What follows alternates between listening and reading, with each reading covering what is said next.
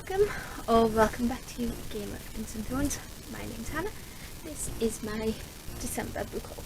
So I have these separated into 4 categories. 3 if we're being pedantic. But I'll just get right into it. The first category is books that I bought myself, but this is split into 2 subcategories. Because we have some middle grade and some YA, maybe, with one that I'm not sure where to place. So the first book is Starfell, Weymouth and the Lost Day by Dominique Valente. I will be trying to read this in January. But Weymouth, the least powerful sister in a family of witches, has a magical ability for finding lost things, like spectacles or socks. Useful, but not exactly exciting. Then the most feared witch in all of Starfell comes asking for Willow's help. Last Tuesday has gone missing, and without it the whole world could unravel. Now Willow holds the fate of Starfell in her rather unremarkable hands. And we have First Heart by Jamie Littler, and I have heard nothing but great things about this entire series, so I thought it was time to dive right in. Far out in the coldest part of the monster-infested Snow Sea, Ash waits for his missing parents, with only his grumpy Yeti guardian for company. But when an accident reveals that Ash has amazing magical powers, he's whisked aboard the Frost Heart, an explorer's slave with a daring crew who need his help. Can they help Ash master his new powers and find his family? I heard nothing but good things about this, so I popped this on my January TBR as well. And then we'll do the one I'm not sure about. Wait, place. I am sure about this book, don't worry. And that is The Nightmare Before Christmas by Tim Burton. This is just the poem by Tim Burton that inspired the movie, and which is my favourite movie ever. And it has some artwork. So the way this is formatted makes me think this is a children's book. But it's a scary children's book. It's a children's book, but nonetheless, that is just a cute little book I can read at Christmas or Halloween, because Nightmare Before Christmas is a Halloween and a Christmas film. That is the hill I will die on. And then we have some YA adult books, because as you know, I struggle to differentiate YA from adult unless I'm reading it, and then even then I'm not 100% sure until someone tells me. So I have King of Battle and Blood by Charlotte St. Clair. This is the author of The Touch of Darkness. I did want that book, I couldn't find it, so I got this one instead. Isolde de Lara considers her wedding day to be her death day. To end a years-long war and protect the people of her kingdom, she is to marry the vampire king, Adrian Alexandre Vasilev, and kill him. But her assassination attempt is thwarted, and Adrian warns that if Isolde tries to kill him again, he will raise her as the undead. Faced with the possibility of becoming the thing she hates most, Isolde seeks other ways to defy him and survive the violence and political machinations of Adrian's brutal vampire court. Except it isn't the court she ends up fearing the most, it's Adrian and her intense attraction to him. Wrapped in a mystery and a past he refuses to discuss, Adrian nevertheless starts to become less of a monster to Isolde. Despite their undeniable chemistry, Isolde can't help but wonder why the king, fierce, complicated, ambitious, and at times inexplicably tender, chose her as consort. The answer will shatter her world. So I'm thinking that is a fantasy romance. Then we have Joan E's Descendant of the Crane.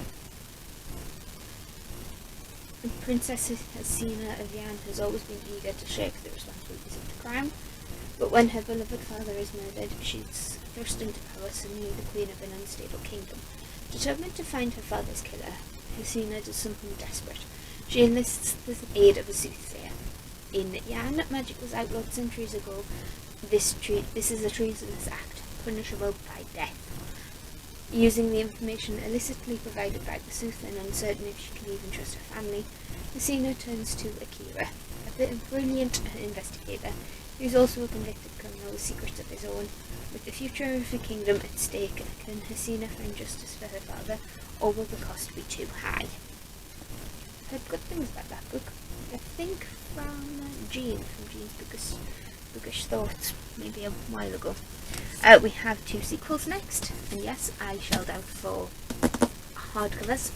This is Kingdom of the Cursed by Kerry Maniscalco, the sequel to Kingdom of the Wicked, which follows Amelia, who is a witch, on the Isles of, I want to say the Isles of Sicily, but I'm not 100% sure. But in the first book, Amelia's twin is murdered, and Amelia teams up with the Prince of Hell to find out the murderer. And within that, and obviously Princes of Hell don't do anything for free, so Amelia makes a bargain. This is the aftermath of that bargain, and I am expecting good things.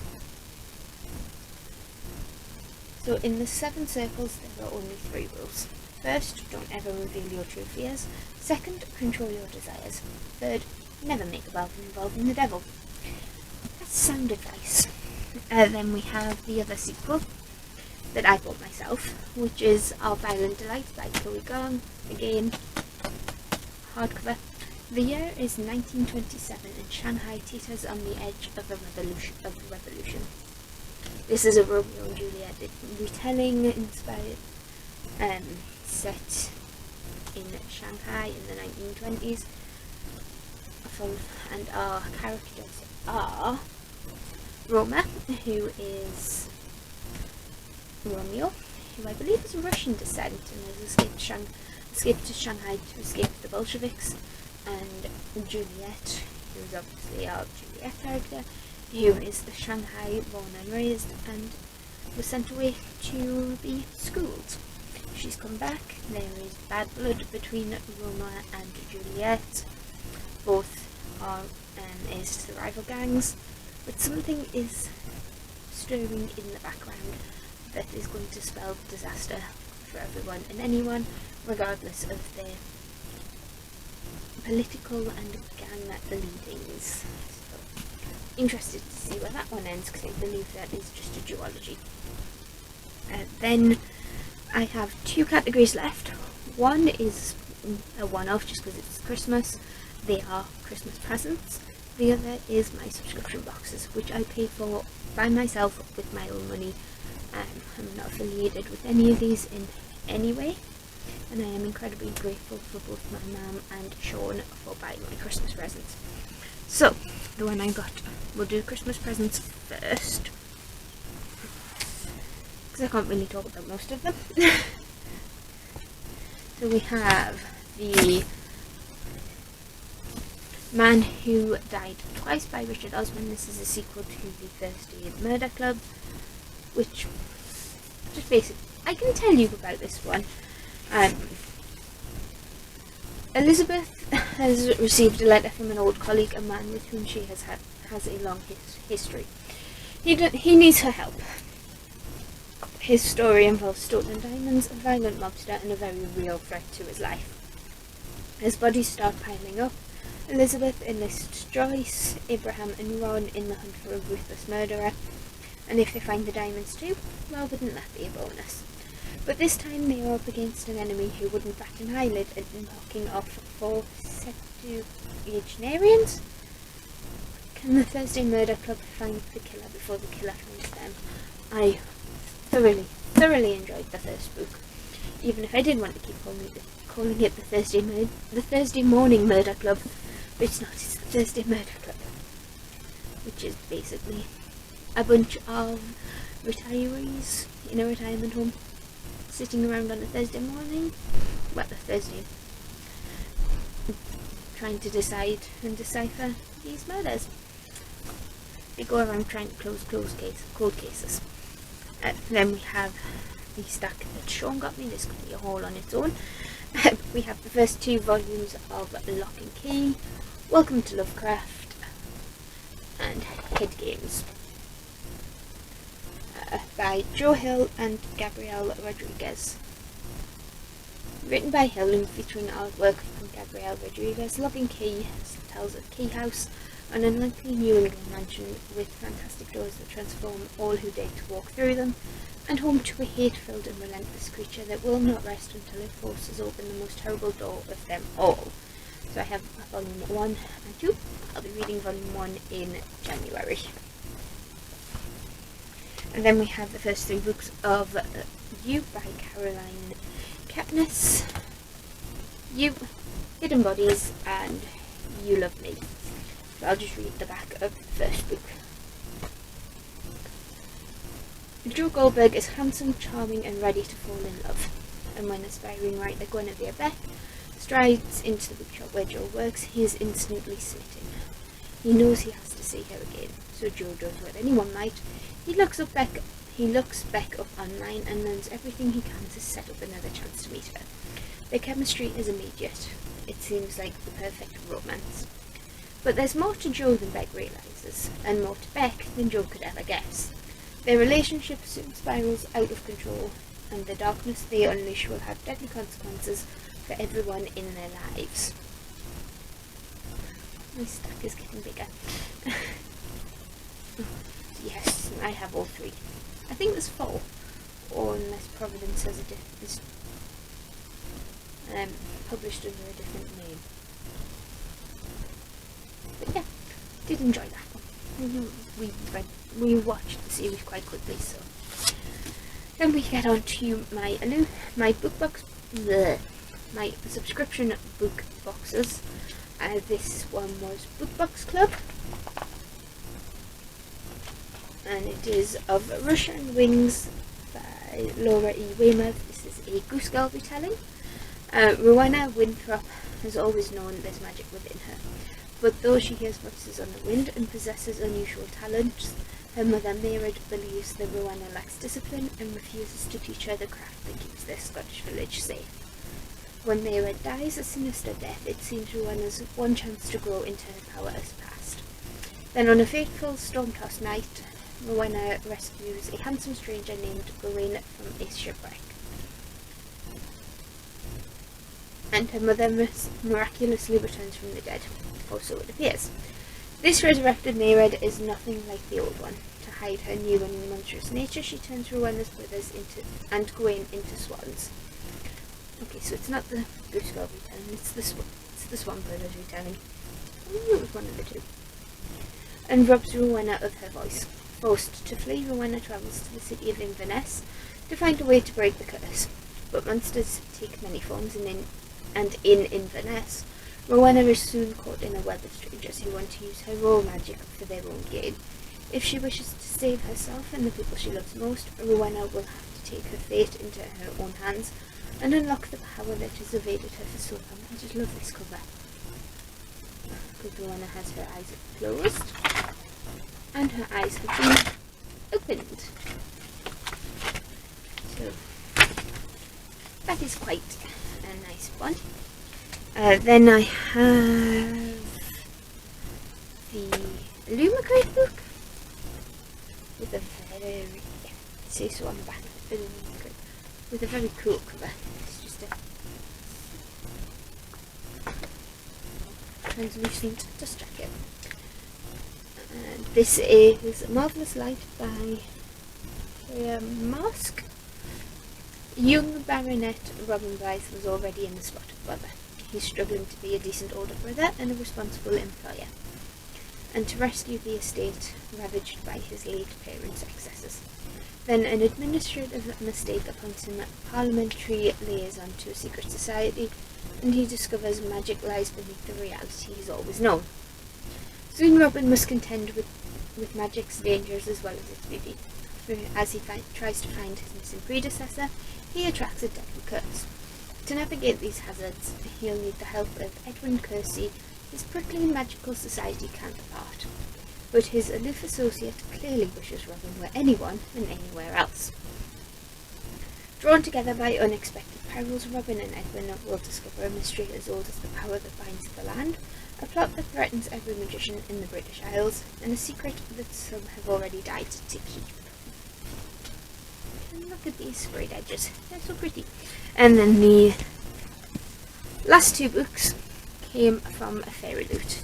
So the Fairy Loot of December was a two-book month. So we have The Coldest Touch by Isabel Sterling as the additional book. I believe that this is signed, and I think this is an exclusive cover. But Elise is cursed. Every time she touches someone, she experiences how they will die. And when she predicts but is unable to prevent her brother's death, Elise is desperate to escape her terrible gift. Then she meets Claire, a vampire tasked with helping Elise master her rare powers and recruiting her to the Veil, a secret organisation determined to protect the paranormal world at all costs. At first, Elise is reluctant to work with the vampire, but when she predicts the teacher's imminent murder, she's determined to stop the violent death.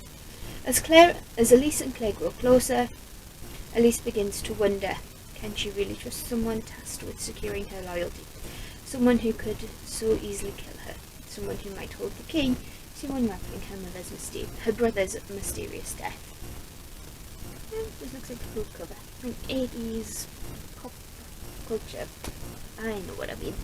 Then the last book, we finally reached the end of this video, is Year of the Reaper by Makia Lucia. And I believe this one features plague, so be careful. Because obviously we are in the middle of a pandemic, so just be careful if you want to read this one. 3 years ago, Lord Cassier disappeared in the midst of war, on a mission entrusted to him by the king. Since then, a devastating plague has swept the land, leaving countless dead and the kingdom forever altered. Having survived a rotten prison cell and a merciless illness, Cass, now 18, wants only to return to his home in the mountains and forget past horrors. But home is not what he remembers. His castle has become a refuge for the royal court, and they have brought their enemies with them. When an assassin targets those closest to the queen, Cass is drawn into a search for a killer, one that leads him to form an unexpected bond with a brilliant young historian named Lena. Cass and Lena soon realise that who is behind the attacks is far less important than why. They must look to the past, following the trail of a terrible secret, one that could threaten the kingdom's newfound peace and plunge it back into war. So we have an exclusive cover there from Fairy Loot, and we have under dust jacket art, which I think is the norm for Fairy Loot now. But that's it for this video. Let me know some of the books that you got for Christmas, or just in December in general. Chat to me down in the comments below. Give this video a like if you like it, and hit that subscribe button if you see this. Talk about these, and I'll see you in the next one. Bye!